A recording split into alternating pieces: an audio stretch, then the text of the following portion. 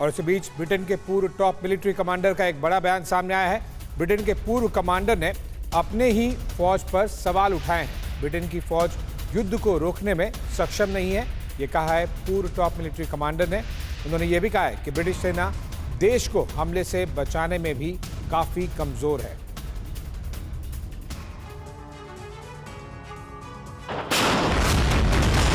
Ukraine जंग के बीच Britain से बहुत हैरान करने वाली खबर आई है। ब्रिटेन को बहुत परेशान करने वाली खबर आई है। कहा गया है कि ब्रिटेन की फौज युद्ध को रोकने में सक्षम नहीं है। ये भी कहा गया है कि ब्रिटेन की सेना देश को हमले से बचाने में भी काफी कमजोर है।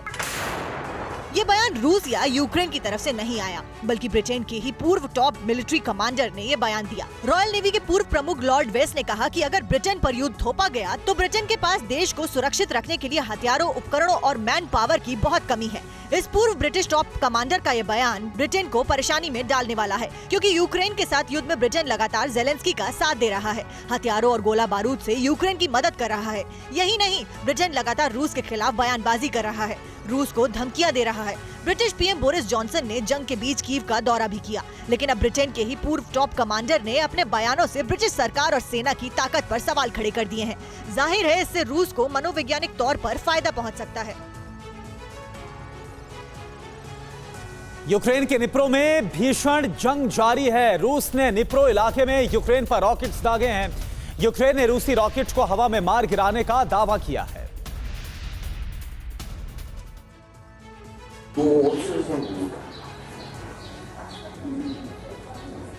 धुएं का ये गुबार सेंट्रल यूक्रेन के निप्रो में उठ रहा है, जो बता रहा है कि रूस की फौज यूक्रेन के अंदर एक बार फिर से जंग का दायरा बढ़ा रही है। डोनेस्क और लुहांस्क के करीब 97% इलाके पर कब्जा जमाने के बाद अब उत्तर की तरफ कदम बढ़ा रही है। यूक्रेन की तरफ से दावा किया गया है कि रूस ने निप्रो इलाके पर रॉकेट दागा, लेकिन यूक्रेन के एयर डिफेंस सिस्टम ने उसे हवा में ही मार गिराया। लेकिन जिस जगह रॉकेट के टुकड़े गिरे वहां पर आग लग गई।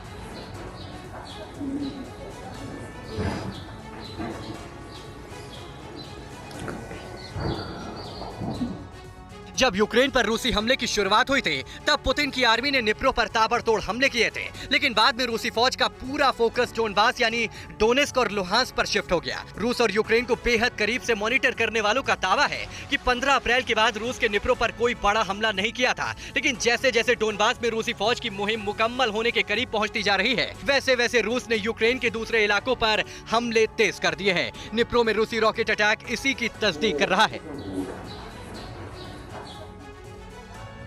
परवाह देश की, सोमवार से शुक्रवार रात 10 बजे TV9 भारतवर्ष पर।